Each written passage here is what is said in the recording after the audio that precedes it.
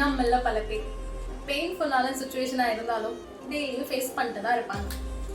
Even though அது அவங்கள ரொம்ப கஷ்டப்படுத்தினாலும் அதை விட்டு விலக மாட்டாங்க, அதுலேயே தான் ஸ்டே பண்ணுவாங்க.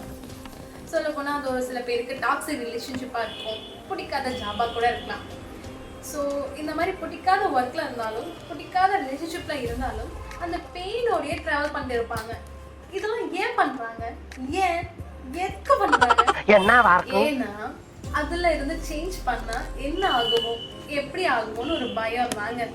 ஸோ அந்த பயத்தோடையே கஷ்டமாக இருந்தாலும் தன்னை தானே சமாதானம் பண்ணிட்டு அப்படியே ட்ராவல் பண்ணிருக்காங்க. ஸோ இருக்கிற எல்லாருக்குமே ஒரு டிசிஷன் ஸ்டார்ட் பண்ணுறதுக்கு முன்னாடி மென்டலி அவங்க ரொம்ப சஃபர் ஆகிட்டு தான் இருக்காங்க. ஒரு எக்ஸாம்பிளுக்கு லைஃப்பில் ஒரு சேஞ்ச் வேணும்னு யோசிச்சு ஒரு ஜாப் இன்டர்வியூ ட்ரை பண்ணுறாங்க.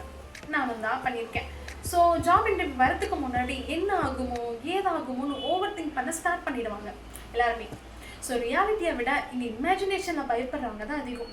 ஸோ இமேஜினேஷனில் யோசிச்சு மென்டலி ரொம்ப கஷ்டப்பட்டுட்டு இருக்காங்க. ஸோ இதெல்லாமே எதுக்கு வேணாம் இல்லை, இமேஜினேஷன் எல்லாம் திங்க் பண்ணுறத கஷ்டப்படுறதெல்லாம் ஸ்டாப் பண்ணிவிட்டு ரியாலிட்டியில் என்ன நடக்குதோ பார்த்துக்கலாம். ஸோ நம்ம அண்ணா சொன்ன மாதிரி கான்ஃபிடென்ட்டாக இருங்க.